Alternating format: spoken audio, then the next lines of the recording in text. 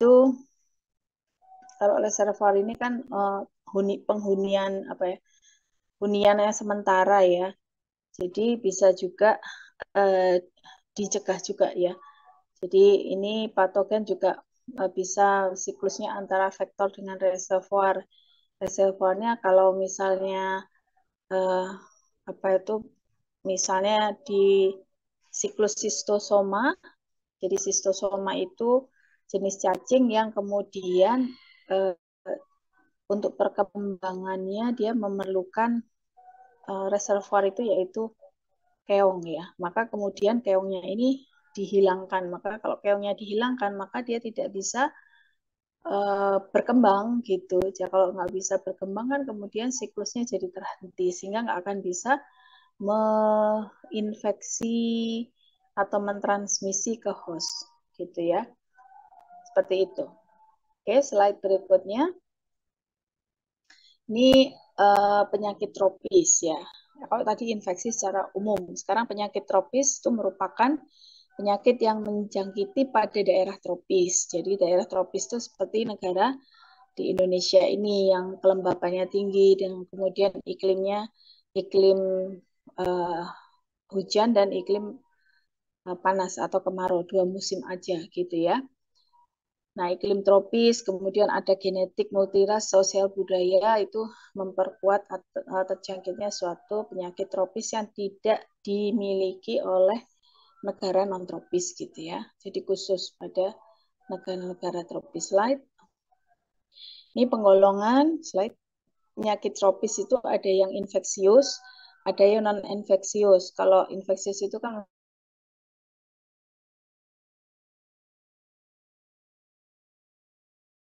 virus parasit. Nah, kemudian yang penyakit infeksius itu sifatnya gimana? Biasa dijumpai misalnya seperti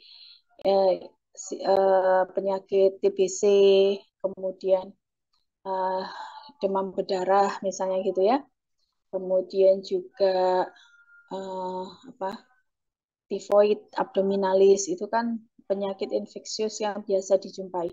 Dan kemudian ada neglected tropical disease, jadi penyakit-penyakit yang sebenarnya sudah dianggap sudah hilang dari muka bumi, tapi sebenarnya ternyata masih ada di negara tropis seperti frambusia, kemudian lepra, kemudian filariasis itu di negara-negara maju sebenarnya sudah nggak ada penyakit seperti itu karena itu penyakit zaman dahulu gitu yang sekarang udah hilang sebenarnya, tapi di negara tropis masih ketemu gitu dan penyakit-penyakit baru yang memang belum ada pada zaman dahulu itu belum ada, jadi benar-benar baru ya. Oke, slide berikutnya ini tadi ya, jadi penyakit karena infeksi bakteri itu bisa contohnya TB, difteri, pertusis itu bukan pertusisi ya, pertusis, tetanus neonatorum gitu dan sebagainya. Kemudian yang infeksi virus bisa DBD, cikungunya dan sebagainya. Kemudian kalau parasit bisa malaria, filariasis, toxoplasmosis gitu ya, leishmaniasis begitu. Slide berikutnya. Nah, ini saya dapatkan dari buku Kemenkes ya, Kemenkes tentang penanggulangan penyakit infeksi tropis di Indonesia gitu ya. Jadi di laporan tersebut itu ada sasaran kinerjanya. Jadi ada HIV, penemuan HIV karena dianggap bahwa penyakit menular itu tadi yang masih banyak ditemuin di Indonesia yang cukup tinggi itu HIV, TBC, kemudian malaria, kemudian lepra, dan pencegahannya ya. Jadi ini adalah sasaran kinerja dari Kemenkes, kemudian ini presentasinya dan target yang akan dicapai begitu ya. Oke, slide. Slide berikutnya kita bicarakan tentang HIV ya. Jadi HIV ini merupakan suatu infeksi terkait dengan imunodefisiensi virus ya. Jadi akibat infeksi virus maka akan menurunkan tingkat kekebalan atau imunitas dari manusia yang terinfeksi. Dan ternyata HIV ini dan infeksi menular seksual itu masih menjadi masalah kesehatan baik di dunia maupun di Indonesia. Jadi ternyata berkaitan gitu ya. Nah, contohnya infeksi menular seksual itu misalnya GO atau gonore ya. Kemudian kasus HIV di kawasan Asia Tenggara itu ternyata 10% dari jumlah seluruh HIV di dunia gitu ya, di Asia Tenggara, jadi Indonesia, Thailand, kemudian Malaysia, Filipina, mana lagi? Indonesia, Thailand, Malaysia, Singapura gitu ya, atau Vietnam mungkin gitu ya. Itu 10%-nya itu dari total HIV di world itu di Asia Tenggara. Nah, kalau di Indonesia sendiri tahun 2020 itu diperkirakan jumlah orang yang hidup dengan HIV berjumlah sekian ratus ribu gitu ya, cukup banyak ya.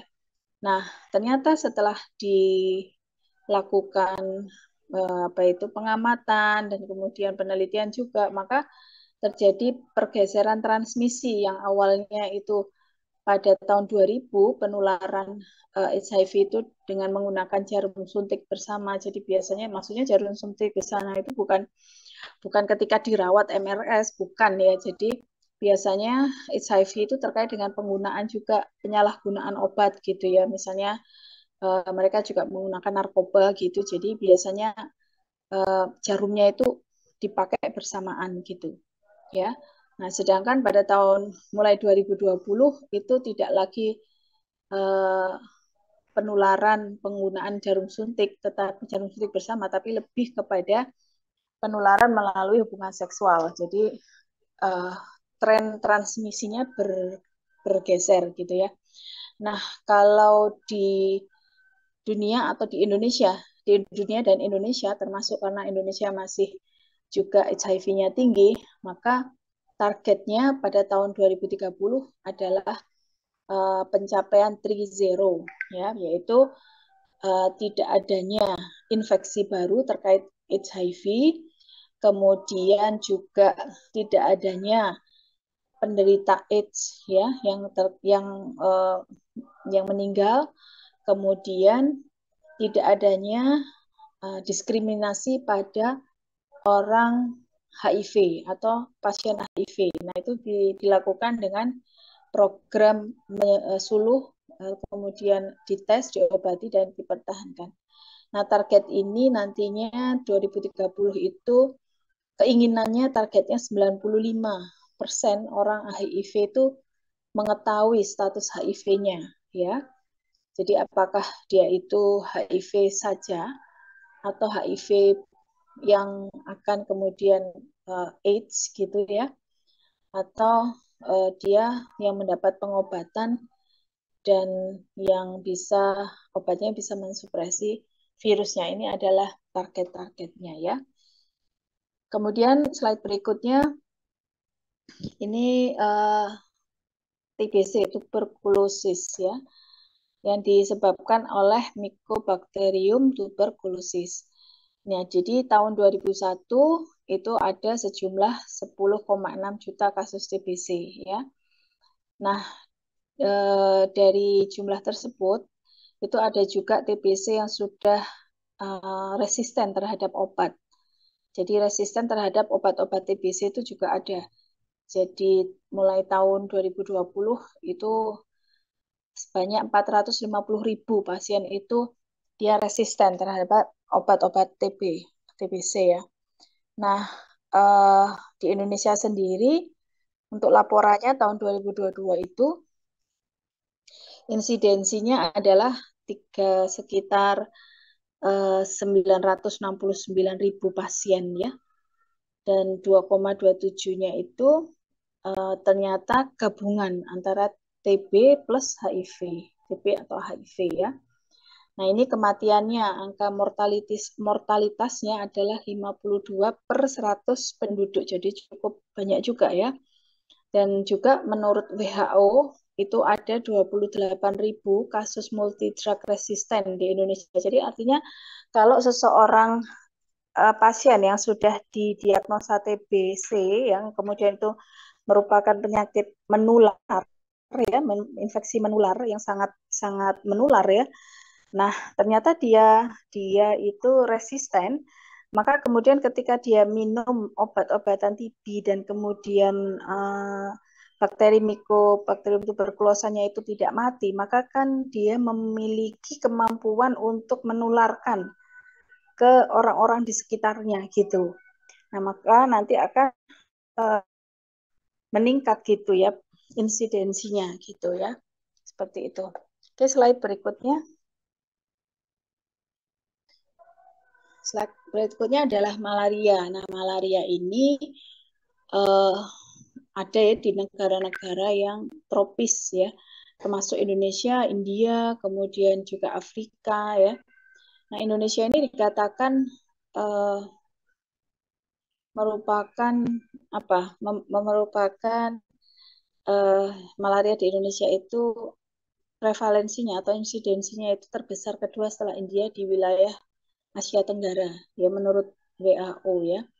Kemudian juga ada peningkatan gitu ya sekitar 30% pada tahun 2021 gitu. Nah, terbanyak itu memang di Provinsi Papua ya.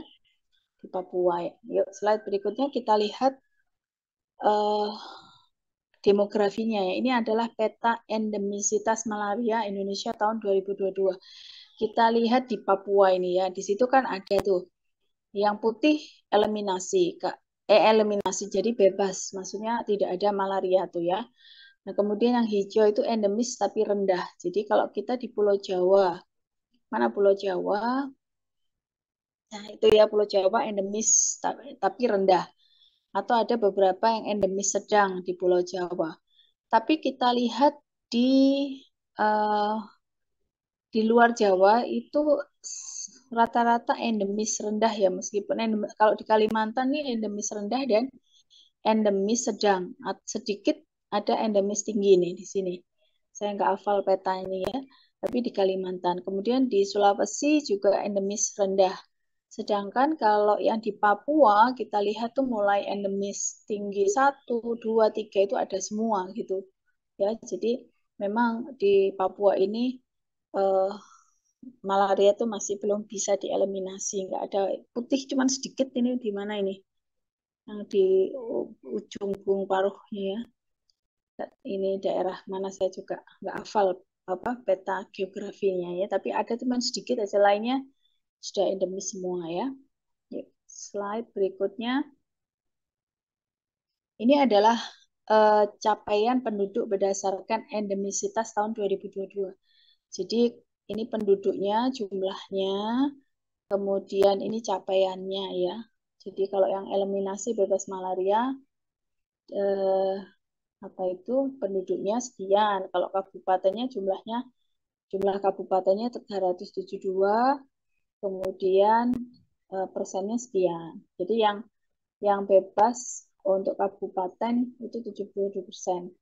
Kemudian kita lihat yang endemis tinggi. Ya, endemis tinggi itu eh, penduduknya yang kena itu sekian ya. 3 jutaan, kemudian kabupatennya ada 28, jadi 5% gitu ya. Jadi yang masih tinggi itu 5%. Ya, seperti itu. Jadi masih belum bisa dieradikasi.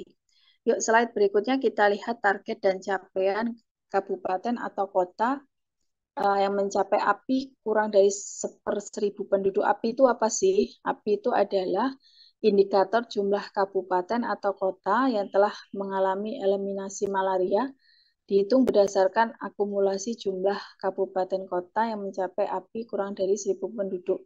Jadi API itu annual parasite incidence. Jadi rumusnya adalah jumlah kasus positif yang terkonfirmasi lab per jumlah penduduk kali 1.000. Jadi kalau misalnya di Papua ya, dengan terkonfirmasi lab itu maksudnya dengan pemeriksaan hapusan darah tipis atau tebal itu positif gitu, atau dengan pemeriksaan rapid test itu positif per jumlah penduduk. Jadi misalnya di Papua jumlah penduduknya itu berapa tuh? misalnya 10.000 gitu ya. Nah, jumlah kasus positifnya misalnya 1.000 gitu. Jadi kan 1.000 per 10.000 kali 1.000 misalnya gitu. Nah, apinya nanti eh, kurang dari 1/1000 atau enggak gitu ya. Nah, ini adalah targetnya. Ternyata pada tahun 2022 itu targetnya 484, capaiannya masih 459 ya. Jadi belum 90%, ya, belum 90%. Nah, untuk yang 2023 itu belum dilaporkan ya. Belum dilaporkan. Mudah-mudahan sih bisa mencapai 90% ya, seperti pada tahun 2021 atau 100%, hampir 100% di 2020 gitu ya. Yuk, slide berikutnya. Ini adalah data presentase pemeriksaan sediaan darah. Jadi eh, daerah-daerah yang terkonfirmasi ini tadi endemi ya, endemi, kemudian eh, dilakukan pemeriksaan darah. Jadi konfirmasi lab itu yang biru-biru ini. Jadi di Gorontalo misalnya itu sudah dilakukan 100%, sudah dilakukan pemeriksaan lab ke semua penduduk yang dicurigai terkena malaria gitu ya. Nah, kemudian targetnya ini yang merah. Jadi targetnya sudah hampir 100%, hampir ya, hampir semuanya ya, kecuali yang daerah ini Jambi, Maluku, Bengkulu gitu-gitu ya. Nah, tapi hampir semuanya sudah melakukan pemeriksaan sediaan darah untuk mengkonfirmasi apakah seseorang itu terkena malaria atau tidak. Slide berikutnya. Di samping itu juga ada presentasi malaria positif yang diobati sesuai standar. Nah, ini kita lihat Provinsi Jawa Timur. Ini juga ada ternyata ya, Provinsi Jawa Timur ini sudah juga diobati dengan obat sesuai standar ya. Nah, obat yang sesuai standar itu pada saat ini pengobatannya sesuai Kemenkes, jadi dengan ACT, artemisinin base kombinasi terapi. Jadi menggunakan obat-obatan kombinasi, karena kalau pakai obat tunggal Plasmodium itu sudah resisten. Jadi nggak bisa kalau diobati dengan kina aja gitu misalnya, nggak bisa dengan kloroquine gitu, nggak bisa, harus kombinasi karena semua plasmodium itu sudah resisten. Jadi harus pakai kombinasi, yaitu ACT, bisa artesunat plus amodiaquine, uh, bisa juga DHP plus primaquine, tergantung dari spesiesnya. Misalnya spesies Plasmodium falciparum itu pakai DHP, kemudian DHP-nya selama 3 hari, kemudian primaquine-nya cuma sehari. Tapi kalau dia Plasmodiumnya vivax sama ovale, karena dia dorman di hepar, di sel hepatosit, maka primaquine-nya itu sampai 14 hari. Jadi DHP dan primaquine gitu ya. Oke, slide berikutnya. Nah, ini adalah uh, lepra atau kusta ya. Tahu ya, penyakit lepra atau kusta itu biasanya kalau kalian lihat di jalan-jalan itu kan suka ada kayak orang yang minta-minta duduk gitu ya, dekat, biasanya dekat stopan lampu lalu lintas itu. Terus kalian lihat dari ekstremitasnya gitu biasanya, kemudian ekstremitasnya ada yang apa nggak lengkap gitu ya di kaki gitu. Nah, itu biasanya karena lepra atau kusta. Nah, lepra ini masa inkubasinya lama, puluhan tahun gitu ya. Nah, nanti akhirnya bagian-bagian dari tubuh kita itu akan atrofi dan kemudian akan apa ya, eh, jadi seperti mengecil dan akhirnya kemudian seperti kayak terpotong gitu ya, karena kemudian atrofi gitu ya. Nah, ini salah satu strategi nasional dalam pengendalian kusta itu adalah menemukan kasus lepra baru sedini mungkin tanpa cacat gitu. Jadi sebenarnya orang orang itu bisa terinfeksi oleh lepra itu kemudian bisa didiagnosis awal. Kalau didiagnosis awal sudah ketemu, maka dikasih obatan lepra, obat-obat lepra, dapson gitu, itu nggak sampai cacat. Nggak sampai cacat itu artinya dia nggak mengalami kecacatan. Kecacatan itu kan disebabkan karena sudah terjadi kerusakan pada sarafnya, sehingga dia tidak bisa merasakan sakit dan nyeri. Jadi kalau dia nggak pakai alas kaki, kemudian ketusuk ketusuk duri atau ketusuk apa, dia nggak sadar gitu loh, apa bukan nggak sadar, nggak merasa sakit. Kalau yang normal kan mesti merasa ya, kena jarum atau apa kan kerasa, dia nggak kerasa karena saraf-saraf untuk nyerinya itu udah sudah diserangi, jadi nggak berfungsi gitu. Maka kemudian kan terjadi luka. Kalau terjadi luka ya dia nggak kerasa sakit, nggak kerasa apa gitu. Kalau pada orang-orang lepra itu. Nah, sebenarnya penularannya itu sangat lama gitu ya, bisa puluhan tahun. Jadi misalnya dia pernah pergi ke daerah endemis, berinteraksi dengan orang lepra misalnya, tapi pada saat itu dia merasa tidak apa-apa gitu. Padahal sudah ada eh, apa tuh virusnya masuk gitu ya. Nah, kemudian dia akan berada di dalam tubuhnya, tapi kemudian lama sampai kemudian baru bisa mengalami kecacatan. Nah, maksud strategi ini adalah mendiagnosis sedini mungkin. Kalau sudah ketahuan, maka kemudian langsung diobati sehingga nanti dia tidak sampai mengalami kecacatan gitu. Kalau sudah cacat nanti akan disingkirkan oleh masyarakat. Karena apa? Karena masyarakat takut, ya. Takut pertama juga nanti takut kalau ketularan. Yang kedua mereka takut ya karena kan ya bentuknya itu ya gitu. Jadi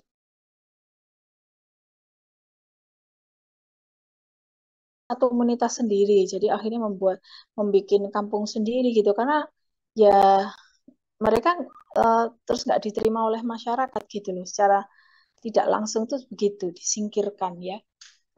Jadi strateginya adalah kalau seseorang terkena kusta jangan jangan sampai cacat gitu ya, strategi pemerintah gitu supaya ditemukan sedini mungkin. Nah, tapi tahun 2022 itu targetnya kan sekian, 89.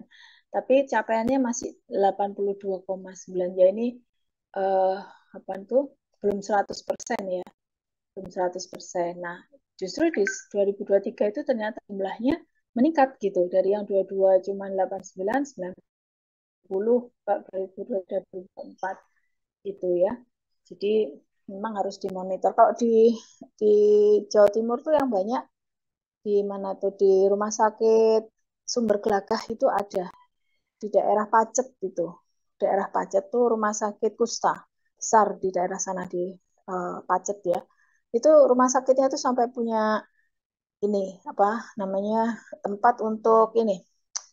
Kalau misalnya kakinya terpotong gitu, bukan terpotong ya karena atrofi gitu, akhirnya terus kan dikasih kayak apa itu alat ya untuk menyambung dan sebagainya itu punya rumah sakitnya. Kemudian juga rumah sakitnya juga punya perkampungannya dan juga punya pemakaman. Jadi mereka akhirnya apa ya mendiami suatu wilayah tertentu gitu karena ya biasanya sudah tidak diterima oleh keluarga maupun masyarakat gitu. Yuk, slide berikutnya adalah penyakit menular pada bayi atau balita ya. Yang terbanyak itu adalah pneumonia dan diare. Jadi eh, pengendalian ISPA ini pada pneumonia. Karena pneumonia itu sering menyebabkan angka kesakitan dan kematian pada balita itu sering ya. Nah, kegiatannya itu deteksi dini dan tata laksana kasus pneumonia pada balita. Jadi kalau balita yang datang berobat dengan keluhan batuk dan sesak atau sukar bernafas ya, sesak nafas, itu harus segera diberikan tata laksana pneumonia ya, dengan dihitung dulu RR-nya itu berapa gitu kan, RR per menitnya berapa gitu. Kalau kurang dari normal, kemudian dilihat ada tarikan dinding dada bagian bawah, jadi dia kesulitan bernafas. Nah, itu kemudian bisa diklasifikasikan Ya, setelah diklasifikasikan, tentu saja mengklasifikasikan dokternya ya. Ada pneumonia, apakah pneumonia saja atau pneumonia berat, dan kemudian batuk tapi bukan pneumonia. Nah, nanti segera ditata laksanakan dengan tata laksana pneumonia kalau memang diagnosisnya seperti itu. Nah, yang selanjutnya juga diare. Diare itu juga sering pada balita ya. Yang tata laksananya sesuai standar itu adalah oralit dan preparat zinc ya pada balita. Nah, nanti diharapkan setelah diberikan seperti itu eh, angka kesakitannya bisa menurun ya. Slide berikutnya ini adalah presentase kasus pneumonia balita yang diberikan antibiotik ya. Jadi kita lihat di Jawa Timur mana? Jawa Timur. Mana dia? Kalimantan. Jawa Tengah, Jawa Barat. Nah, ini Jawa Timur. Jawa Timur 77% ya. Targetnya 50% ya. Jadi persentasenya target. Jadi di Jawa Timur masih 77 ya. 77 ininya apa? Kejadiannya. Jadi masih cukup tinggi ya. Oke. Yang diberikan antibiotik. Kemudian diare yang sudah diberikan oralit dan zinc pada tahun 2002 seperti ini ya. Jadi rata-rata memang sudah diberikan ya dengan obat oralit dan zinc. Slide berikutnya adalah penyakit menular beresiko. Jadi kalau pada buku penanggulangan penyakit menular tropis Kemenkes itu dikatakan ada penyakit menular berisiko seperti hepatitis B dan C. Karena hepatitis B dan C ini bisa menyebabkan keadaan keganasan ya, misalnya sirosis hepar, kanker gitu ya. Jadi beresikonya itu karena begitu. Nah, bagaimana mencegahnya atau meng-screening gitu ya, supaya tahu, oh ini yang menular, ini yang tidak begitu. Nah, itu dilakukan dengan eh, pemeriksaan antigen ya, pemeriksaan serologi yaitu HBsAg. Jadi dikatakan hepatitis B surface antigen. Ya, jadi bisa menggunakan rapid test diagnostik maupun dengan ELISA ya. Nah, nanti kalau HBsAg-nya positif, berarti dia terkena uh, hepatitis B gitu. Kalau hepatitis C ya HBc Ag gitu ya. Hepatitis itu ada 5, A, B, C, D, E gitu. Tapi yang hepatitis A itu daya tularnya rendah, tapi manifestasi klinisnya sangat kelihatan. Jadi kalau pasien yang terinfeksi hepatitis A dan B itu yang A itu kelihatan banget gitu, skleranya kuning, kadang kukunya juga kuning gitu ya, ikterik gitu, terus dia mual gitu kan, mual muntah kadang gitu. Nah, tapi kalau B itu enggak terlalu terlihat, tapi sebenarnya yang progresif yang B, jadi dia bisa nanti menuju ke ganasan gitu. Jadi sirosis hepar dan kemudian kanker hepatoma itu ya, kanker hepar. Nah, istilahnya eh, radang pada hepar ya hepatitis begitu. Jadi kalau yang C biasanya penularannya lewat parenteral ya, parenteral. Jadi misalnya dari transfusi gitu ya. Jadi seseorang pasien membutuhkan donor darah gitu misalnya. Terus dari PMI tidak di screening tuh darah donornya ya. Nah, bisa aja misalnya donornya itu ternyata penderita hepatitis gitu. Kemudian akhirnya darah donor itu diberikan pada resipien, ya kan? Akhirnya tertular seperti itu, ya. Nah, kalau hepatitis A itu lewat oral, artinya misalnya makan satu piring gitu ya, makan bersama. Nah, itu uh, transmisinya seperti itu. AB juga gitu, lewat bukan parenteral ya. Oke, jadi tahun 2002 ibu hamil juga di screening ya hepatitisnya ya. dengan sebaran provinsi sebagai berikut. Nah, ini slide berikutnya, ini presentase ibu hamil yang di screening penyakit menular termasuk hepatitis. Jadi sekarang ini ada ANC terpadu ya. Jadi kalau pada ibu-ibu hamil, kalau periksa ke puskesmas atau ke rumah sakit itu ada ANC terpadu, antenatal care. Jadi pemeriksaan kehamilan. Itu biasanya pada trimester ketiga satu kali, trimester kedua dua kali, satu kali, trimester ketiga dua kali. Jadi minimal dalam 9 bulan itu dia harus periksa minimal 4 kali gitu. Nanti ada pemeriksaan ini screening ya, screening hepatitis, screening malaria, screening HIV gitu ya. Tapi sesuai indikasi juga gitu, nggak semua diperiksa ya sesuai indikasi. Oke, slide berikutnya adalah neglected tropical disease. Jadi NTDs ini merupakan kelompok dari penyakit infeksi yang disebabkan oleh patogen ya, termasuk cacing, parasitik, protozoa, bakteri, dan virus. Nah, dari definisinya ini dia akan menyebabkan suatu penyakit ya, dan uh, dan belum ada gitu maksudnya penelitian yang serius terhadap uh, NTD ini.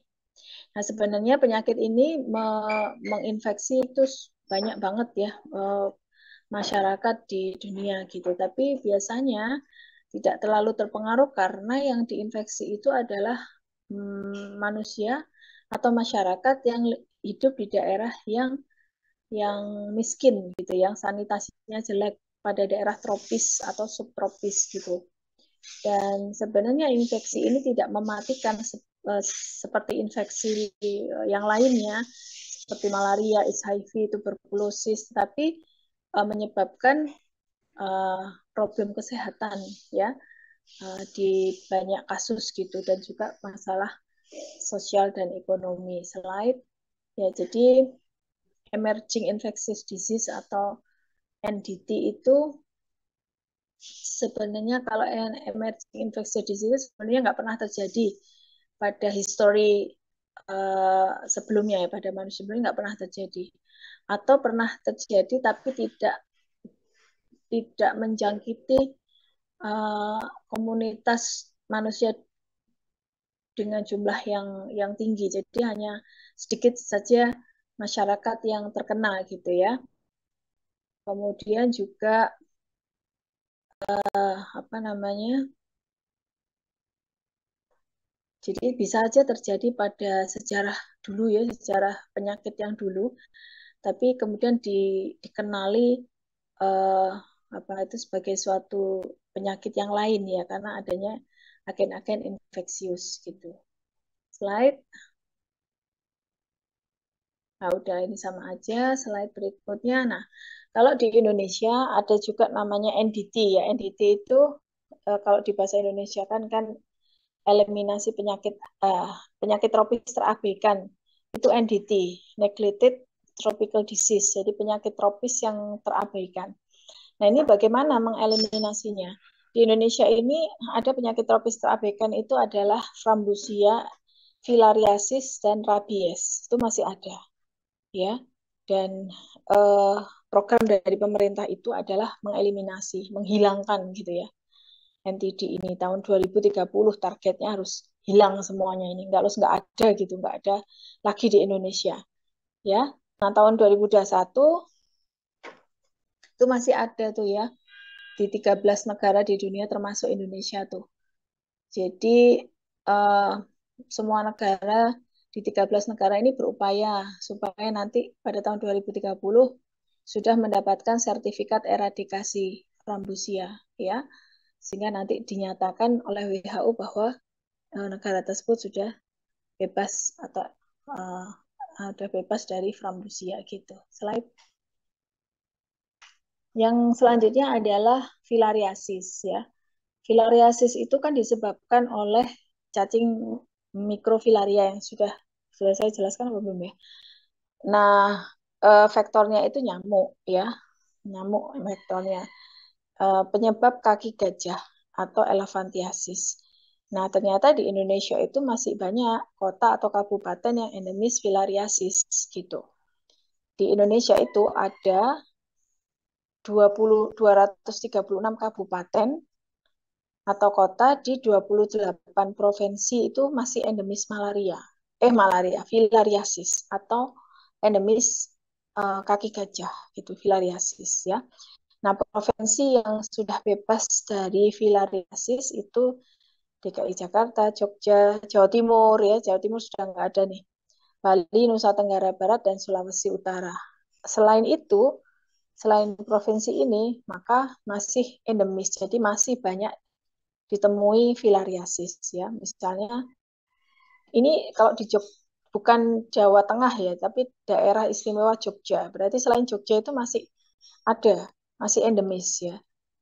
Nah, kalau DKI kan DKI Jakarta, bukan di Tangerang, ya kan? Berarti masih ada itu di Tangerang gitu ya. Bandung masih ada, nggak ada dikatakan di provinsi ya. Nah, kemudian dalam pengendalian filariasis uh, itu akan tadi ya apa apa itu namanya zero by 30 ya. Oke, slide ini adalah oh ini yang selanjutnya sebentar balik lagi ya ini ya sebentar ya itu benar di rabies ya. Jadi rabies itu ada di 150 negara ya, Dek ya. Rabies itu bisa dicegah, tapi juga ternyata menyebabkan kematian 59.000 orang ya setiap tahunnya.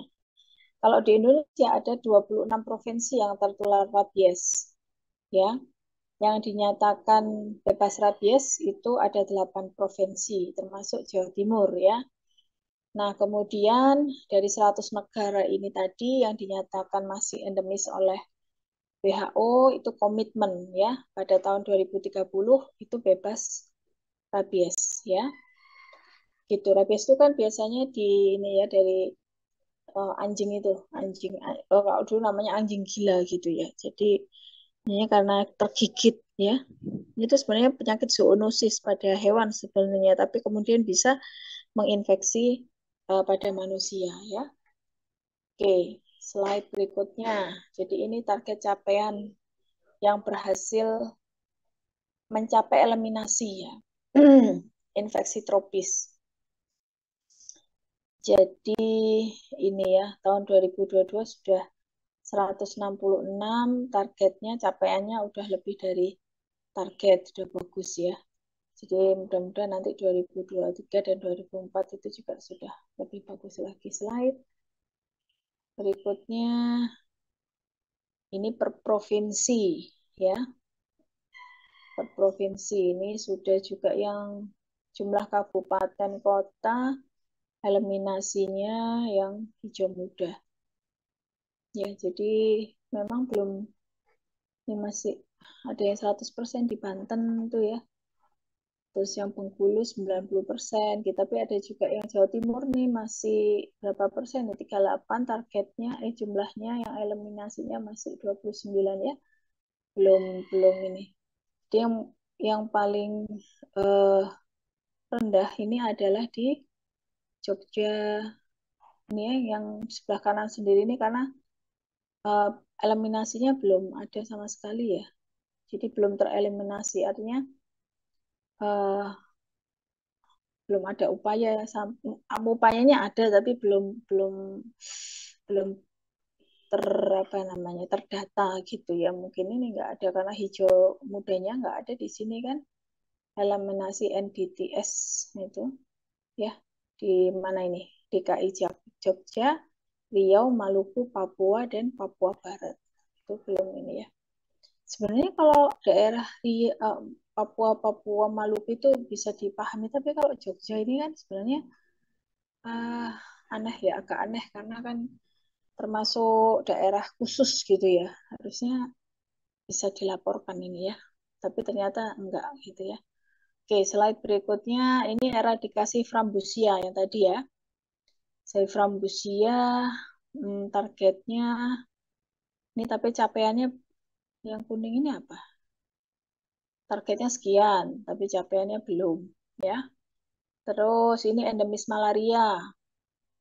Targetnya sekian, capaiannya ini kalau tahun 2022 sudah nyampe lu ada lebih capaiannya, tapi 2023 belum, ya. Belum belum terlaporkan capaiannya. Oke. Oke. eh, sekian materi kuliah untuk eh, dasar penyakit infeksi tropis dan prevalensinya di Indonesia. Ada yang ditanyakan dari materi kuliah yang saya sampaikan?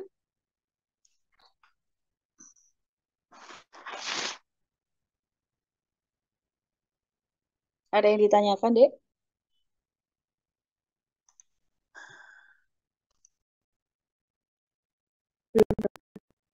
Belum.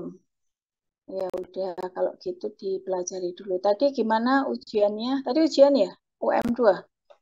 Iya, benar. Gimana? Bisa menjawabnya? Eh, Alhamdulillah. Bisa. Kalau yang kemarin UM1 hari Sabtu, bisa juga? Alhamdulillah juga dokter. Ya, mudah-mudahan sesuai ya dengan harapan kalian ya. Nanti mungkin Pak Rio kalau sudah ini apa kemarin ujiannya bentuknya LJK atau GFORM? Untuk UM1 dan UM2 semuanya JIOM dokter. Ah, oke. UM3-nya kapan? Masih lama. Hmm. Kurang tahu juga dokter. Belum lihat jadwal.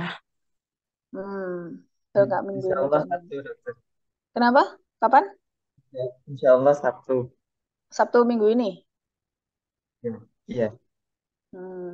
Oke. Baik, kalau begitu nanti dibaca dulu ya. Masih dibaca-baca lagi.